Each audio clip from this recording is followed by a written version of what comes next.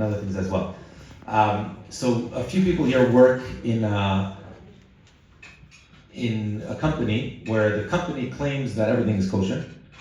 They serve lunch, and but people in the company, unfortunately, even in Eretz Yisrael, they bring in non-kosher food, sometimes milk, sometimes meat, or people who are traveling in a hotel. So we learned the whole sugya of kelim that aren't kosher, whether you're allowed to whether you're allowed to use it, or you're allowed to use it on a permanent basis or on a non-permanent basis.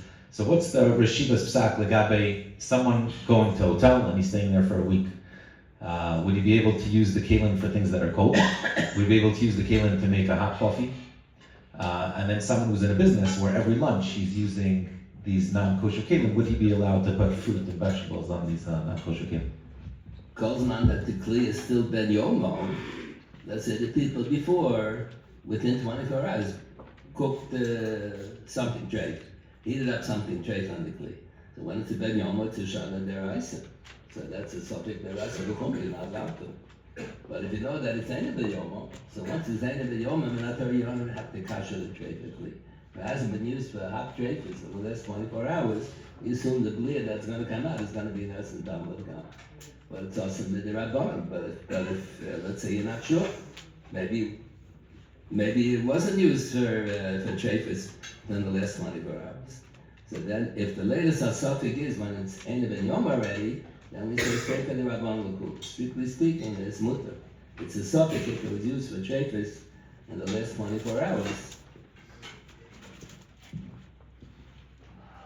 If you know for sure it was used for treifas, then with the rabbanon, you're not allowed to use it for hot, to cook hot things. But if the kli for sure is Erev Ben Yomo, this room was not used in the hotel for the last 24 hours. So for sure, nobody cooked any treifas in the pot. And the shaila was whether maybe it was never used for treifas. It depends. Sometimes it's highly unlikely. The right is that it certainly was used for treifas. Every week, every other day, to have someone else use the room. And most of the people are not kosher. Most of the people don't keep kosher. So you can't say that's not a straight for the Rabban L'Kula. That's the right is that it was used for treifas. To use a b'tzayden, that says Shulchan Aruch b'hikroi, allowed to use a b'tzayden. But if you're going to use it for a whole week, every day you're going to use the kli, b'tzayden, that's already not proper. That's everything. You shouldn't do it. Just be crying once in a while. The basis shall not read. If you're in a goyish hotel, you're visiting by a goy, and he gives you a drink of water and a treifa mug, and the mug probably had some treifas in it. So then, be crying, be almost muta b'tzayden, but not big fees, not to use a whole week. Could we assume that every day that we're staying in a hotel, we're getting a different plate or a different bowl? I mean, the hotel has hundreds of different plates and bowls and cups, and so I think the Rashiva mentioned that last time we were here, something along those lines that maybe there would be more of a tzad. Again, meaning for each one it's a bad cry. I don't think so. Even though it's probably the likelihood is that every day they give you a different tray for glass, but. If you would go to a different hotel, every day, different hotel, that's because, if you're going to stay in the same hotel, even though for sure they're going to give you a different tray of kli every day, cold drinks in it, I think that's called big kvias. So in this business, in this company here in Eretz Yisrael, where there's a suffix whether someone used it, meaning the company's policy is that everything is kosher. But you have people who come and might use the microwave for basar and for challah and mix it together. So each plate is a suffix whether it's basar or challah. They want to know, could they put the cold fruit on those plates in this company? Be kroy, just once. Yeah. What's the kroy and what's the bikviyas? I think it's once. I think in Shulchan Aruch it says in one place that once in 30 days it's called the bikroy b'yalma. But so if you come to the same hotel within 30 days, I would think that it's called bikviyas. But if you come after 30 days, then it's called bikroy b'yalma. But to use the treif and keilah for tzayim every day, even though it's going to be a different kli, but it's the same room in the same hotel and all the same keilah, I would think that that's called bikviyas. I think so. So these guys who work in this company, they can use the kelim on Rosh Chodesh. Okay. Celebrate Rosh Chodesh. With cold vegetables. So in general, if someone is staying in a hotel, Kroy Alma, he shouldn't make a hot coffee with the mugs? Because maybe it was used for, or could you assume that the hot coffee, meaning the mugs, were used just for coffee? Some of the coffees have non-kosher flavors in them, and even if it does have even if they don't use such coffees, they often will wash the mugs in the dishwasher at the same time they're washing the tray for dishes that have the end on it. So the mugs could be that became tray when they were using the dishwasher. Depending what kind of a dishwasher you have. There are different kinds of dishwashers. Sometimes they put in the detergent with the first rinse.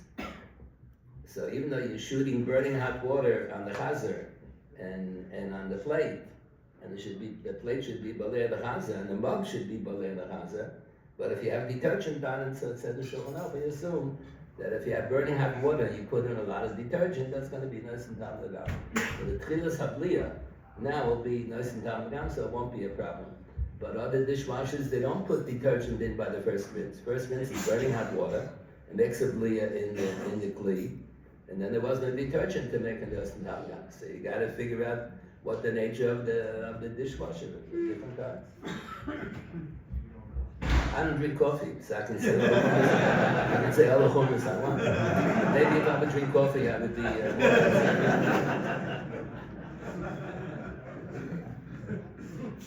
The Rashiva famously doesn't drink milchik, doesn't need milchik. If the Rashiva would drink milchik, how long would the Rashiva wait? What's the Rashiva's custom of waiting between meat and milk? We wait 6 hours. Different minhagim, whether you wait 6 full hours into the 6th hour. I was told that Rabbi Baron Kotler founded the yeshiva in Lakewood, so he gave fleishiks every day for lunch and milchiks every day for supper, and there was never 6 hours between. Because his practice where he came from in Europe was, when you enter into the 6th hour, that's enough. The Rambam said you have to wait Moshe shos, approximately 6 hours. So some say 5.5 hours, others say no, into the 6th hour. So people that learned the Lakewood, I learned the Lakewood also. I don't remember that we had fleishiks for lunch. I was 13. I was in the first year of high school, and then the summer after first year of high school, I was only 13. Rabbi Tanler Zachon Lebracha, Moshe Dovitan sent a group of boys to learn the Lakewood. I think to give chizuk to Lakewood. It was a tiny little yeshiva. Now they have thousands of students. At that time, I think there were less than 100 students in Lakewood. I remember Abadi was a bacher. He wasn't married yet. Moshe Hirsch, the Meshuggah, was there. There's a Moshe Hirsch who was the Rosh Yeshiva in Slobodka. He was not there till after.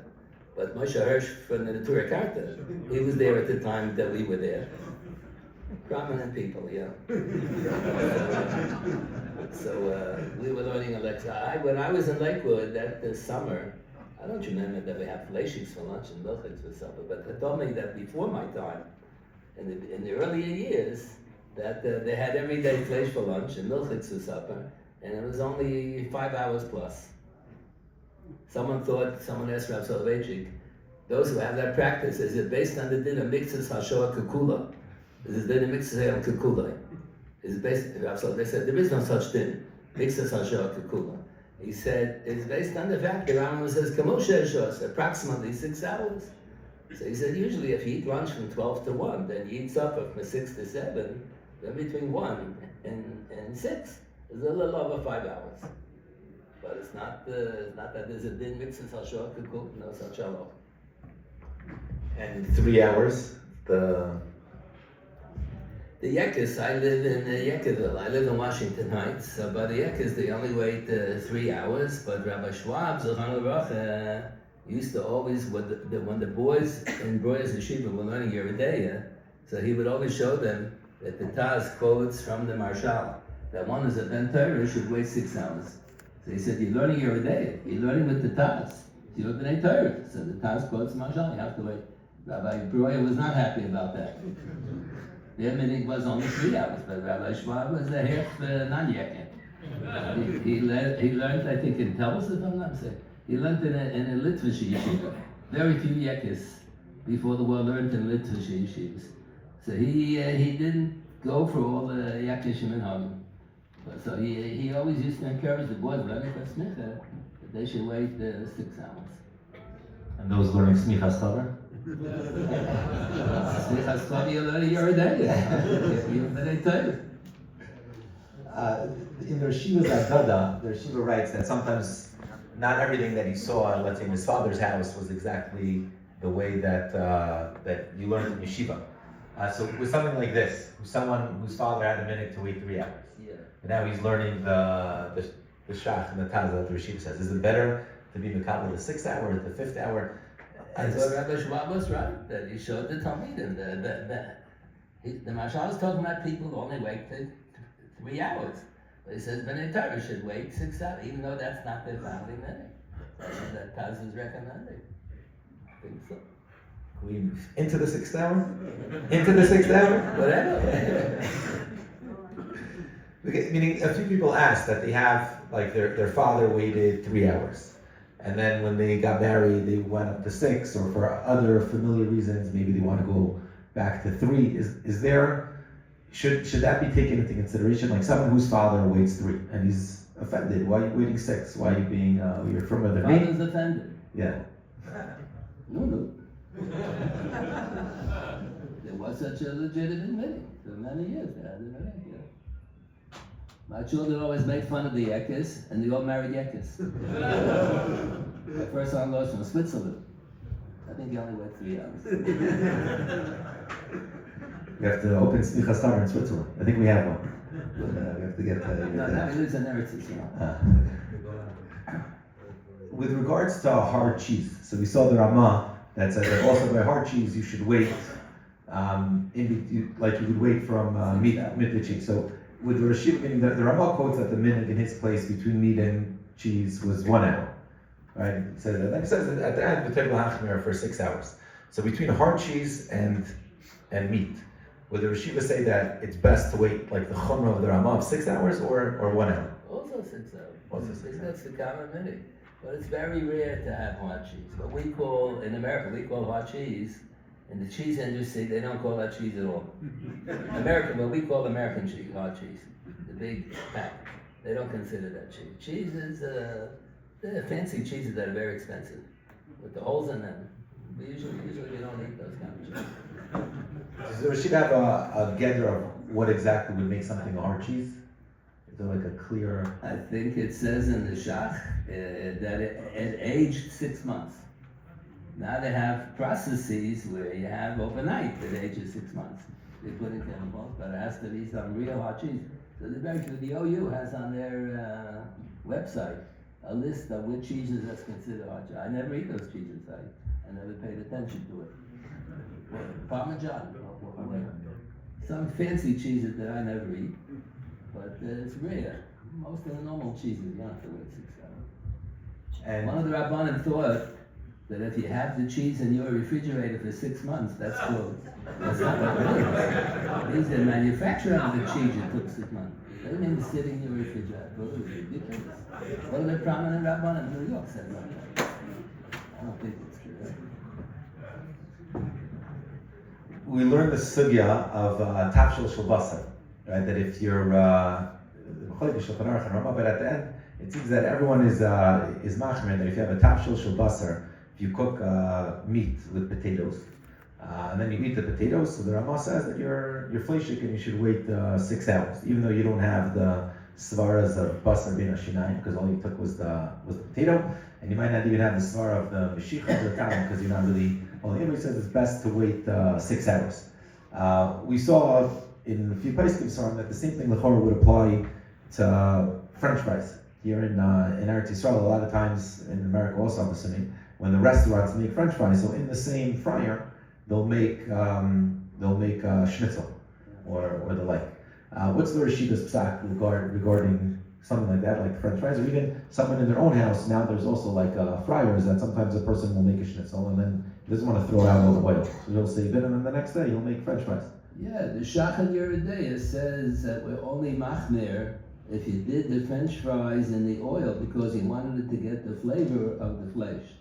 But if you want to save money, you don't want to have one pan for French fries of oil, one pan of oil for the flesh, for the chicken. You want to save money. So if you're not really interested in giving the flavor of the flesh into the French fries, then you can't eat the French fries with milk. It has a bli of flesh in it. But you don't have to wait 6 hours. Shachter's maple if that wasn't your intention. So in a restaurant, Very often that's not the intention. Very often they just want to save money in the store. They don't want to waste more money on oil. So we make a lot of that. so it would be the intention of the store itself. So if we have now, this is a break loop shock. If we have the French fries from your regular fleischiger restaurant, Mistama they made schnitzel in it, you can afterwards eat milk because of the shach, the second the shach that says that he's explaining the Ramah, the second half of the Ramah.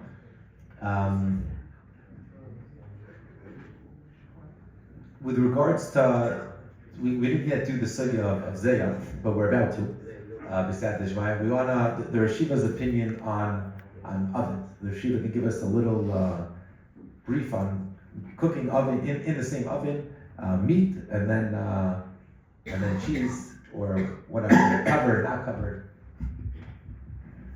There's a sif in Shulchan Aruch that let's say you're cooking flesh in a pot, it's half full, half empty, and by mistake you put a milchid lid on top of the fleshy pot. So does it make it tray?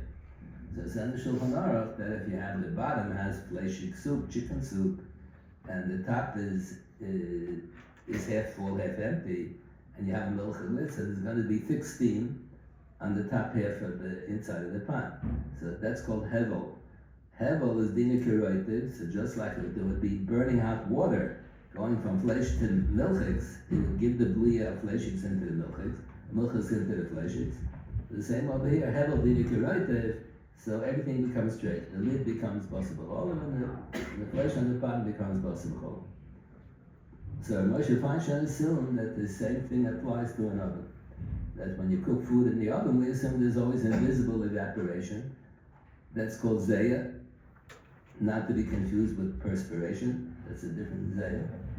But so there's always invisible evaporation. So the walls of the oven, let's say we're inside the oven, and this is the lid of the oven and the sides of the oven. So there's going to be the evaporation will be nivla, it's burning up. It's going to be atzuleris. So the zeh will be nivla into the walls of the oven. Then you're going to do milchiks later within 24 hours. After 24 hours, the nice and tam not. But within 24 hours, so then the zeh is going to go up and take the tam of the fleshiks from the walls and bring it back into the flesh on the bottom. So Rabbi Kedega has a kasha, and that's it. There's a steamer shulchan aruch. It doesn't have a teretz. So the Darkei Chiva, by the main kasha, writes on that. He's often most of the time machmir on everything. Most of the time, Marsham usually make on everything. And Dr. Chula writes in the introduction, he's going to quote all the time the Marsham, but you have to take all the Marsham's chulas with more than an ounce of salt. Because he's too nakel. He says too nakel. The Dr. Chula Minkach is always machmir on everything. He says over here, hevel and zeh are two different things, and he said that's the teretz to Rebbe Gevega's kash. That's how most assume. That in an oven, the invisible bliya will be nivla from the flesh, and the milk will be nivla into the walls. But later on, there isn't going to be thick steam. There's going to be a visible evaporation. So it's only one directional. It'll be nivla. The milk will be nivla into the walls in the lid, but it won't succeed in being maflit. The bliya, bring it back into the bliya doesn't fly in the air. Bliya goes in one direction, becomes nivla. The invisible bliya will be nivla into the walls and the lid of the oven, but it won't take the bliya out and bring it back to the stuff on the bottom. Chiluk bin hevel was there. But Moshe didn't distinguish. So Moshe was of the opinion that if you cooked fleshiks in the oven, then you want to cook milchiks, there's going to be a problem. He assumed that the zeh is also going to succeed in taking the bliya down, making tray. So he says you always have to make sure that you have a lid on the fleshy pot so the bliya will not go out. or you have to wait till it's end of the Yoimai, then it won't make treif. So the problem is that that's Rav Moshe wrote in the truth. So the problem is it's against Yeridei, because it says in Yeridei that when you cook flesh in an oven and you want to cook milchit, so he says turn off the fire, you open up the door to the oven until it goes down to room temperature. You can do bizar chazeh. Bizar chazeh means if the whole oven went down to room temperature, you touch it, it's not warm anymore. If you wait 2 minutes after you turned off the fire, it's not going to be hot anymore. So it says the Beferishet there's no problem. So Moshe writes another tshuva in the later volume of the Igros Moshe. I'm an old weak man, I haven't occurred to write tshuvas, but they said what I wrote is against the shulchan. I have to defend my position. So he chasses over the same thing when he doesn't answer the kasha. Still against the Yeridei. So that's why I remember Rabbi Schwab told me. There was a short period of time I was the rabbi in the branch of broyas that they had in Paramus. Ka'ala Das Yishon Paramus was a branch during the lifetime of Rabbi Schwab and Rabbi Broya were both alive. A lot of stories about that. I can talk about interesting things came up. But so I remember I had to discuss a lot of things with Rabbi Schwab. What's the policy in the big shul in Washington Heights? So Rabbi Schwab told me he doesn't follow Rabbi Moshe. He follows all the other poskim who say, like the Munkatshit, that there's a chiluk between Hevel and Zeh. They only have this din if there's thick steam. If you have the milchit lid on top of the fleshy pot, flesh on the bottom, you have thick steam. So that's Hevel meaning right there. But if you use an oven, there's no thick steam. There's an exhaust. It's invisible. There's invisible evaporation that gets nibla, but that doesn't succeed in bringing down a bliyah. The bliyah doesn't fly in the air. There's no thick steam. So I think most are makel on that. Most do not follow Moshe's psak. It's interesting. Rav Moshe has a tshuva, an old tshuva, that when you write a ksuba, you should identify who the chassan kala are. So it's not enough to write plenty than plenty. The people don't know what the person, you have to write the family name. And when the Adam signs, not enough to write plenty than plenty, you write the family name so they'll know who it is. And then for many years afterwards, Rav Moshe never did that. When he was inside the Kedushin, so he asked him, but you wrote a tshuva about this. So he said, my psak wasn't accepted. So he doesn't follow it either. Interesting. His psak wasn't accepted. He himself doesn't follow it. I remember once I was sitting there at Moshe at a wedding. They wanted him to sign the ksuba, so he signed Moshe Feinstein. He didn't find Moshe Beharam Rab David. Nobody knows who that is. He wrote Moshe Feinstein. Everybody knows who it is. So he signed with it. They didn't need his father's name. There's only one Moshe Feinstein in the whole world who writes that like that. That was interesting because the psak wasn't accepted by the Rabbanim, so he didn't follow it either. But I don't know, over here he insisted on this. And it's true, it's like he didn't want to back out on this. So you would be able to cook fleshik and then milchik back to back. If you turn off the fire, open up the door, let it cool down to room temperature. So that says in your day. The Rama said that it's permissible. The Zachazeh, if it goes down to room temperature, it's more clear. What are some, the Rashida mentioned that there were some interesting stories with Rabbi Breuer and Rabbi Schwab. And this shul is in Paramus, New Jersey. So I never moved to Paramus. So I lived in Washington Heights. All the Balabatim was Shem, Yishab Shem, Yikasha. I used to go with all of our 9 children, and we would stay by one Balabas or the other way. They all had kosher homes. They were all B'nai Torah. So once, so after a few years, one of the Balabatim calls me up on the telephone on Motzei Shabbos. I don't know what he wanted. He was beating around the bush. He said, something happened, I wasn't there. Someone happened on Shabbos. He said, what if the minig in the shul is that always say Mishaberach, and someone doesn't want to say Mishaberach? Are you allowed to change the minig? I don't know what he was talking about. So I said, I'll have to look it up in Shulchan Aruch. What am I going to look it up in Shulchan Aruch? Doesn't say in Shulchan Aruch. So 2 minutes later, after I hung up, someone else calls me up. He tells me what happened. He tells me, when they appointed me as the rabbi in the shul, so I was there for Rosh Hashanah Yom Kippur. So they gave me an aliyah, and then I said, the rabbis of the community are Rabbi Breuer and Rabbi Schwab, so you got to make a mishber for the rabbanim. So they made a mishber for Rabbi Breuer and Rabbi Schwab. Sure. So then, after a few years, the shul in Paramus wanted to borrow money from the big shul. They were a branch of the big shul. We wanted to expand or something. So they had a representative go to the meeting of Roy's the Zayin Tuvi. They have 7 members on the board because the Gemara talks about Zayin Tuvi. So they had 7 members on the board. So they said they want to borrow money. So the people of Big Shul said, we don't need you as a branch. Goodbye and good luck, don't bother us. We're not going to lend you any money. So they're not a branch anymore. So someone got an aliyah that Shabbos and he refused to make a Mishabeh for Rabbi Broi, Rabbi Shmuel. They're not members, they're not a branch of the Shul anymore. So that was the Shabbos. So I did look it up. I didn't find any Shulchan Aruch. Rabbi Ephraim Zalman Margolius has a sefer on Kriyas HaTorah. What's it called? Shari Ephraim. I forgot already what it's called. The Mishnah Berurah quotes it every other page. Hilchos Kriyas HaTorah. He has a sefer Mate Ephraim on Hilchos Rosh Hashanah Yom Kippur. Mishnah Berurah quotes it every other page. Mate Ephraim always has the final word. So the Shari Ephraim is a sefer all about Kriyas HaTorah and Mishnah Berurah and Benjamin Rosh Chodesh, everything that's close to Kriyas HaTorah. So the text of the Shari Ephraim is not so much, but in the footnotes they have a leak of all the later Achronim. So they write in the footnotes that I was wrong in the first place. I called back to Balbar, I was wrong. The only time there's a minig making a shaberach for the rabbi of the shul, if the rabbi is there that Shabbos. But if the rabbi is on vacation, he's not there, or the shul is a branch of the shul in New York, Rabbi Shama, Rabbi Broi, whenever they were in Paramus, so then there never was a minig to say the shaberach. I called back to Balabatim and I said, I was wrong from day number 1. The minig to make a mishberach for the rabban was only if the rabbi happens to be there. The rabbi is not there, you don't have to make a mishberach. Yeah. That was one issue. Every so often there were other issues. I remember by the Yekis, by Frankfurt, the Chassam Sofer was born and bred in Frankfurt. So he writes in one of his chuvas what a beautiful sight there was to see the Hafloah was a lady, Hafloah Harav Pinchas Lady Ish Horowitz. He was the Rav in Frankfurt. And Rav Nasnadla was a Kohen. And the Hafloah was a lady. So by the Yekis in Frankfurt, they have a washing station. Chazan is over here, and they have a washing station to the right and to the left of the Chazan. They have Kohanim lined up one way, Levi lined up the other way. So the first Levi washes the first Kohen's hand. Then the second Levi washes the second Kohen's hand. And the third Levi, Matordanu, third Levi washes.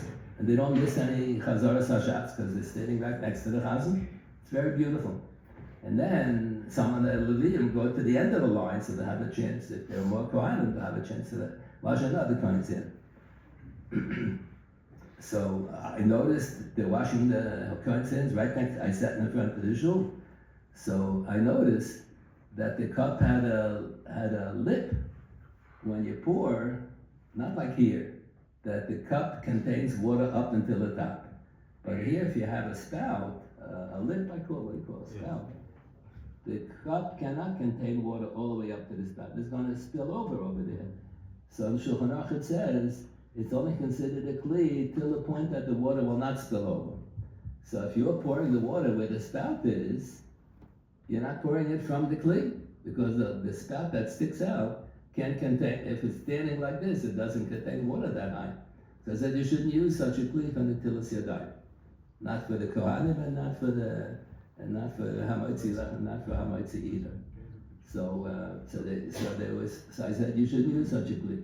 So they said, but in the big shul in Broyers, that's what they do. So I had to speak to Rabbi Shmab. So Rabbi Shmab gave me a correct. What can I do? Rabbi Broyer said it's okay. So his hands are tied. He can't do anything about it. But he said more correct. He thought that you're not supposed to have to. Rabbi Breuer died at the age of 98, but a few years before he passed away, he lost his eyesight. He couldn't see. So in Breuer's, they always say Kiddush and Shul. On Leil Shabbos, Leil Yom, except for Pesach, you don't say Kiddush and Shul. Sukkot, say Kiddush in the Sukkah, you don't say the Shul. So they said whenever it's Motzei Shabbos, so they would, whenever Motzei Shabbos is a Yom Tov, one Motzei Shabbos is, so they have a candle for Havdalah. But if Motzei Shabbos is not Yom Tov, so then they don't want to have a candle. So they used to have a bulb plugged in before Shabbos, and they would say Bar Me'or Yoesh over that bulb. So the bulbs used to be, all the bulbs used to be non-frosted. Rabbi Breuer remembered bulbs when they were not frosted. He lost his eyesight he didn't know what it meant, a frosted bulb. And then they switched the bulb. He couldn't get any non-frosted bulbs. So they switched the bulb, but the Chazan is saying, Bar Mi'aresh, on a bulb that's frosted. And said, the Gemara in the Shulchan Aruch cannot say Bar Mi'aresh if you see the flame. Let's say you have a fire, and there's a, what do you call it? Window, glass. A cover on top. What do you call it? A lantern with a lamp and with a cardboard thing on top. So if you can't see the flame inside, you're not supposed to say Bar Mi'aresh. Even though it illuminates the whole room, you have to be able to see it. So if you have a frosted bulb, you don't see the filament inside. So it's not correct. But Rabbi Breuer didn't see when he switched it. He lost his eyesight. So he asked him a shaila, can you still say Havdalah on the electric bulb? He said, why not? What's the shaila? He said, it's frosted. Didn't know how can it be frosted? Burning hot. Didn't know what they were talking about. So until he finally explained it to him, he said, of course not. That's a din of the Gemara in the Shulchan. I can't say unless you see the flame. So that's, I had an ASIC on that also. Whatever, I brought something to the attention of Balabat, and I said, but in the big shul, that's the way they do it. I said, it can't be, it's against the din. So then we found out that in the big shul, they had any changes also. Rabbi Boyer, they explained to him what it was. Other things also. By the Maharil records all the Yekdishim in order. So the Maharil says that Maharil says you duchen. By then they duchen on Yom Tov. They only duchen on Yom Tov, like most places, Ashkenaz and Chutz La'aretz. So they only duchen. Everybody else only duchen by Musaf. They duchen Shachris and Musaf. And then the Maharil says, but you don't duchen by Ne'ilah. Mincha, the Gemara says you don't duchen. But Ne'ilah you only say on a tonis. So there's no chashash that maybe the Kohanim drank wine. No one drank anything. Mincha on a tonis is a machlokes hatanoim. Some of the Tanoim say you should duchen because there's no chashash shikris. So we pass it like the other Tana that it's a loy plug. Since Mincha you daven every day in the year, and every day there is a chashash shikris. Maybe the Kohanim just had a drink of wine. So even on a tonis you get. But Ne'ilah you only say on a tonis. You never daven Ne'ilah. Ne'ilah is not a din of Yom Kippur. Ne'ilah is a din on a tiny sibur. But the only tiny sibur we have is Yom Kippur. So many Rishonim say you never duchen balayla, because duchen is compared to Hakrabas Karbanis is a pasuk. It says Chamish Ki Bam Baruch Hashem l'Sharsa u'levarach Bishma Kadosh Baruch Hu chose the Kohanim l'Sharsa to be makar Karbanis and Beis Hamikdash u'levarach Bishma to duchen. So just like Hakrabas Karbanis is only by Yom Tzavos l'Hakrabas Karbanis, so duchen is only by Yom. And then the Maharil said, that's the minhag, you don't duchen by Ne'ilah if it's after the Shkia, etc. Frankfurt, that's the minhag. Frankfurt, they duchen after Ne'ilah. So Kozman, we only had Yekis from Frankfurt, from Groya Shul, so they used to duchen by Ne'ilah, even though we were Ne'ilah in the middle of the night. Till the Chazan got to Ritzei, the Moedim was in the middle of the night. But then another Yekin moved into the neighborhood who never duchen by Ne'ilah. He didn't have an embroidery. There are other Yekish shuls in Washington where they're not many Frankfurt. So the shaila was, but he's not going to duchen, so it's going to be a whole asik. So I didn't have a chance to speak to Rabbi Schwab. He was busy, I was busy. So I told him, he'll make the following pshara. The chazan we should hurry up and finish the duchening before the shkia. And then, by then, when they say Avinu Malkeinu, they say line by line, everything. Not just the 5 in the middle, they say everything, line by line, it takes longer. And then they said, I'll say a drasha. I'll say a drasha in between the end of Ne'ilah and Ma'ariv. So after it's on Sukkot, after Yom Kippur is over, every Sukkot, Chacham Tzidkos have a visit Rabbi Schwab and discuss some of the shadows that came up in the course of the year. So I mentioned that. So he said to me, that's what Rabbeinu Hirsch did. He said he didn't duchen by Ne'ilah. He always held a drasha, and he said there's a famous poem about the last drasha that Rabbeinu Hirsch gave on Yom Kippur before he died. I think they said he died December 31st, something. He said when he dies, if he dies in the middle of the month, they used to give him the salary at the beginning of the month. So he felt it's Gzela, if he's going to die in the middle of the month. They paid him for the whole month. So I said, if he dies in the middle of the month, they should refund, told the church, they should refund the money. He died the last day of the month. No shadow? The good Yaakov. They joke. By the Yaakov, when they learn Daf Yomi, and the Daf ends in the middle of the sentence, that's where you start. Daf ends in the middle of the sentence. You don't read tomorrow's Daf. So he told me that's what Rabbi Hirsch did. And the last Yom Kippur of his life, he didn't die, let's say he died on December 31st, whatever it is. And someone wrote a whole poem about the drasha that he gave, the last drasha that he gave on Yom Kippur. There were two families who were conflicted with each other, they didn't get along with each other. So Rabbi Hirsch held that drasha that when he said, everybody says Amen. Amen means we're masking, we're all going to make peace. So he made the two men come and shake hands together. And he said, no more machlokes. So someone wrote a whole poem. He said it's a famous poem about the last drasha Rabbi Hirsch made that he got him to be. So he said, Adarabah. He said, what I did was Rabbi Hirsch's minute. That you finish the duchenim before the shkia and then you hold the drasha. He had a lot of asokim. It's incredible for the tzibur, for us to hear the shalshalos of the Torah, how the Shiva describes it. It's interesting, the minute that they have in Frankfurt, that they do them by Nili, and that's the middle of the night. So the Shagazari has a sefer on Maseches Tainus. So the Rashi on Tainus is Yadua, it's not by Rashi. And the Taisus is also Shvatamais, it's not by a regular Bali Taisus. So the Shagazari, whenever Rashi is pseudo Rashi, and tell you, whatever they say, one word more than what it says in the Gemara, Shagazari attacks it, they said that it's wrong. Every word that Rashi and Taisa add, more than one says, he said everything they say is wrong. Unbelievable. So the last piece that he has in the Sefer on Tainus is cut off at the end. They didn't have the manuscript, but it looks like he's coming to defend the minig of Frankfurt that the Maril quoted, why they do from Balayla. So he says, what do you mean? The Gemara says, L'shar shel Levarach L'shmai. That duchanim Levarach L'shmai is hukash. It's compared to Hakrovas Kabbanis. Is there such a din that all Hakrovas Kabbanis can't be done by It's not true. It's not true. Haktorah Seimurim is all night long. You do Haktorah Seimurim. So the din is only the Dalar Avodas Adam. Shchita Kabbalah Halacha Zrika. The Dalar Avodas Adam that are the Akev can't be done by And according to Mincha, there are Dalar Avodas by the Mincha that are parallel to the Dalar Avodas Adam. You can't do that balayla, but a lot of Misa Hayayin you can do balayla. Other things you can't do balayla. So who says that's what the Shabbosari says?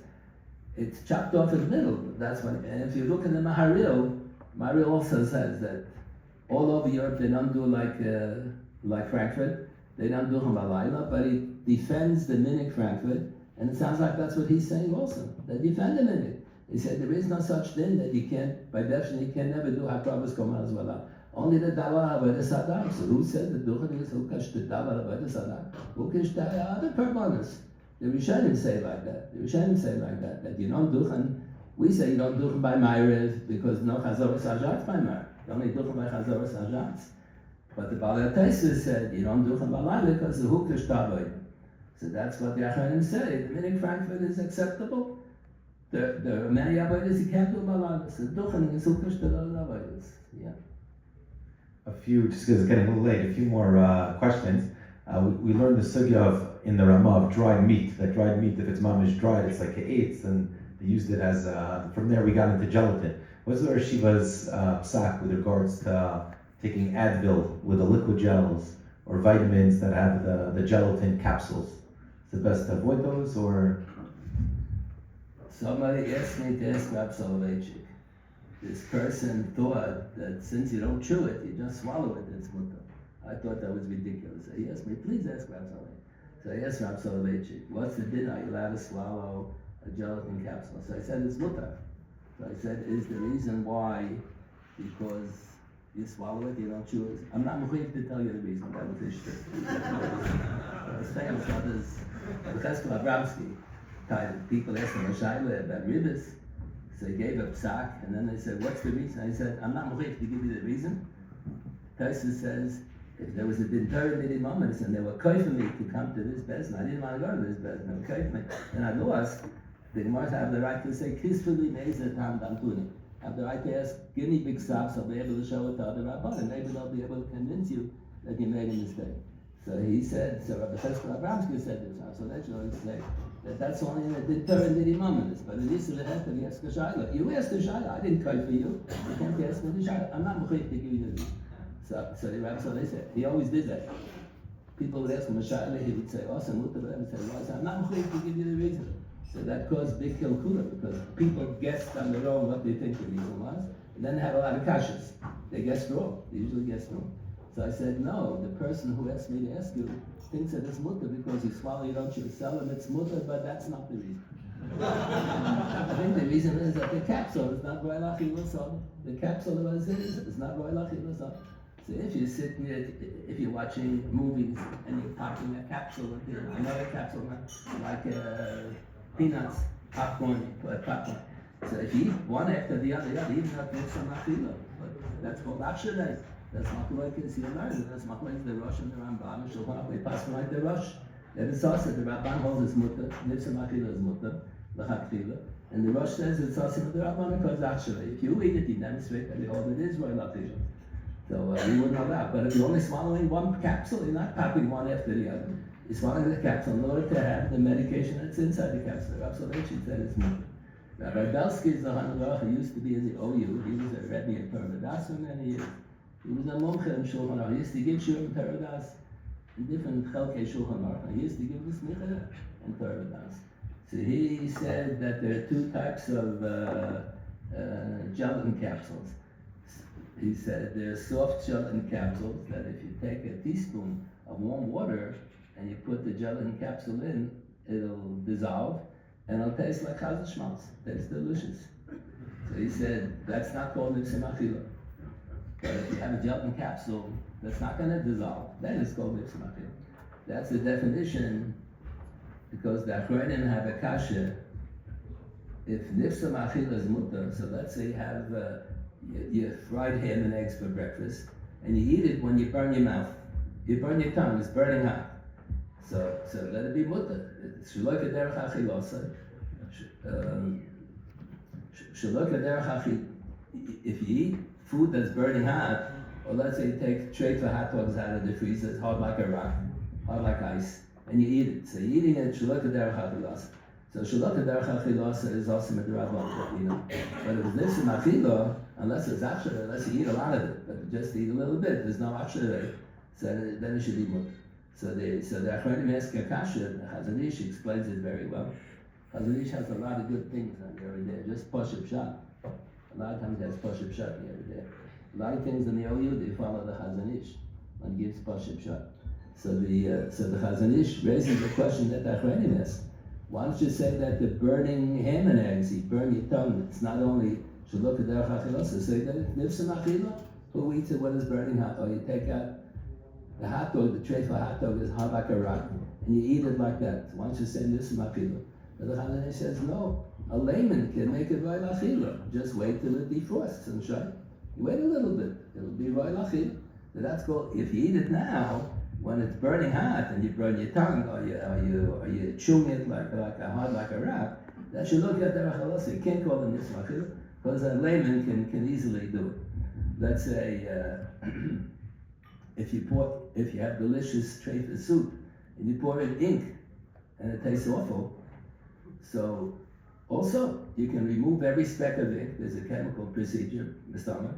We can remove every speck of ink and it'll be roy lachila. So, but a layman can't do that. You have to have special instruments to do that. So if you pour in ink into the delicious soup and you made a nifsa machila, that's called nifsa machila. That's not only shalok derech achila. That's called nifsa machila. But if it's something that a layman can fix, the burning hot ham, so you wait till it cools down, or the freezing ice cold hot dog, tray for hot dog.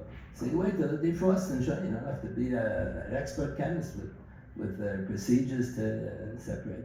That's Rabbi Belsky time. That since he can take the soft gelatin capsule and dissolve it in a little teaspoon with warm water, so a layman can change it, make it back roy lachila. So he thought that that's not called nifsa machila, that's called shalok derech achilos, and that should be also the Rabbi. But I think Rav Hershel Schachter held not so. Right now you're chewing, it's like chewing plastic. You can change it, you can easily make it, but it's mamish. It's like chewing plastic now. So now it's nifsa machila. That's right on the level of the rice. Is that called nifsa machila? Is that called shalok derech achilos? Which is it?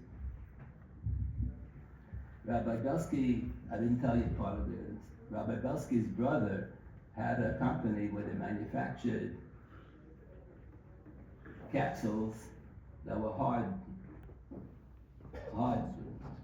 not soft, hard gel. So he supported his brother's company. So he said everybody should buy from his brother. Okay. He didn't write that in his psak. There's a tshuva by the Ramah. The Ramah was an Ashkenazi, and he had a cousin, the Maharam Padua. His real name is Katzanon. He wasn't a Sephardi, but he was a rabbi in Padua by the Sephardi.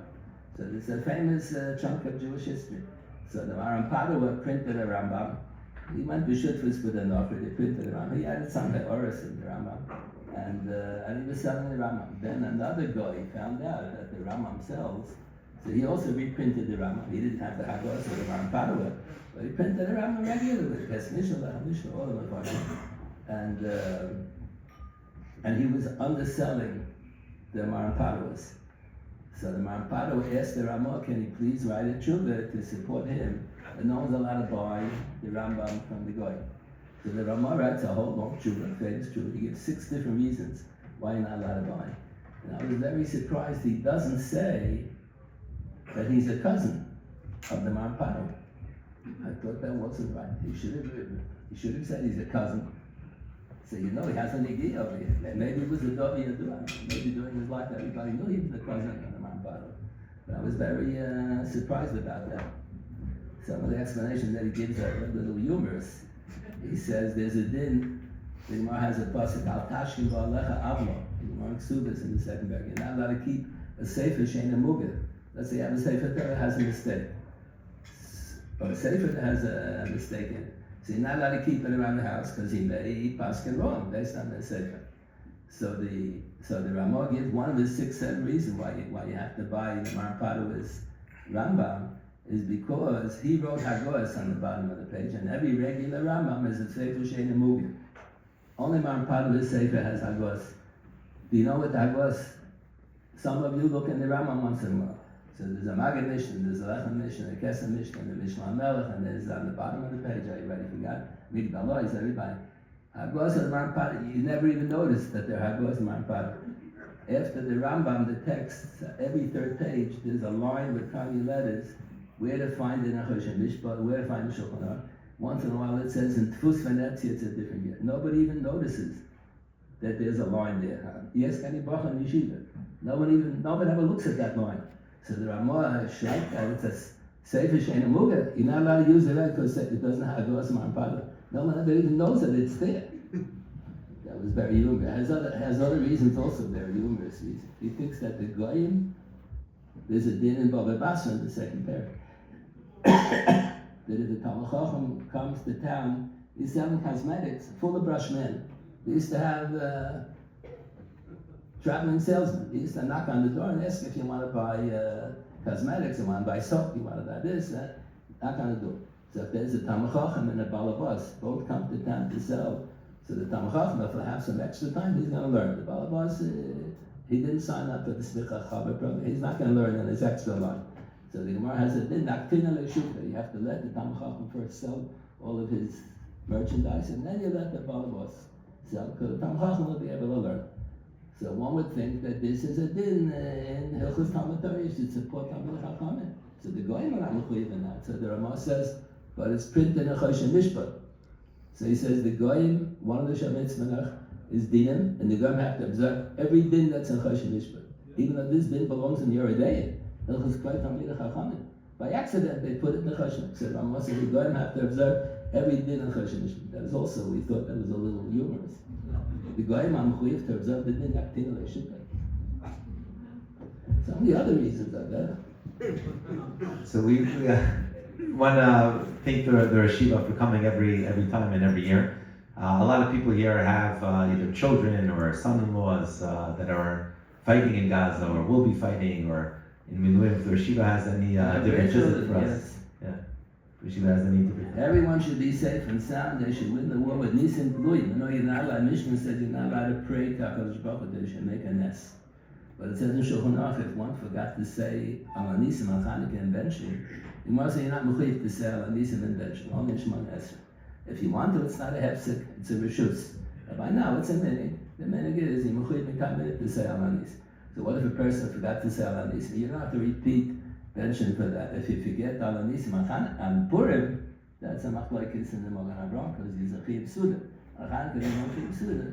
So for sure, if you forget Al Anisim, you have to repeat the Benching. But the Ramos says after you say L'olamai Chasrein, you have paragraph after paragraph. Harachman this, Harachman that, Harachman that. So you say, add another Harachman. Harachman Yasalon Nisim in the floors, Kishim, Shalsis Alabasena, Bayam Lahem as Banas. And he said, Nimem Atso Ben Yochanan. So the Meforshim on the page, the Harachumen, ask, you're not allowed to pray for Nisim. How can you say Harachman Yasalon Nisim in the floors? So he gives you the three clothing. So one of the clothing that he gives is, a private person is not allowed to ask for Nisim. But on behalf of Klal Yisrael, you are allowed to. The whole existence of the Jewish people is L'mayla min ha'teva. And the continued existence of the Jewish people, L'mayla min ha'teva. And this Muhammad, the general said, and the American generals, unfortunately, the Israeli government can't do anything unless they get the approval of the American government. As if they know better. You don't have the American news. They had on the internet a couple of weeks ago, before I came, I think a day or two before I came, 3 weeks ago, they had one of the senators was giving Musar to, what's the name of the Secretary of State, Blinken? He's Jewish, but he's not an observant Jew. So they gave so much trouble to the Jewish government in Eretz Yisrael.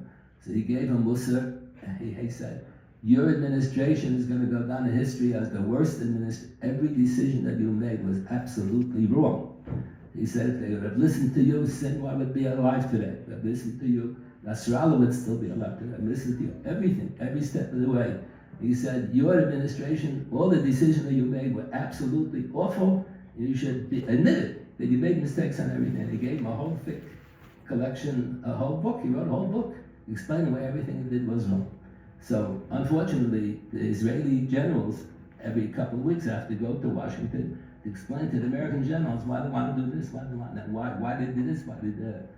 So when they were speaking about how can it be that Iran sent so many missiles and no one was hurt, the only teretz was it's a nes min hashamayim, a nes golim min hashamayim. The American general said it, the Israeli general said it, and the nisim keseder in the war, the people who come back from them, they talk about all the nisim gluim, mamish, and they don't know. So we're permitted to ask, Baruch Hashem should continue to make nisim. All the members of Tzal should be healthy.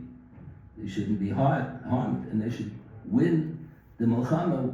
HaKadosh Baruch Hu should give the nisim b'shuna to all of these Palestinians, and they shouldn't be able to blame us. It should be ben Hashemayim. And what the Israeli army does, HaKadosh Baruch Hu should continue to make nisim gluim that it should be golei lakol. That Einoid Milvadai and Am Yisrael is the Amanifcha that the Bari Olam gave us Eretz Yisrael, and we're entitled to this country, and everyone should be safe and sound. Can't be here outside. Hey, we'll take a picture. Oh, Mazel tov.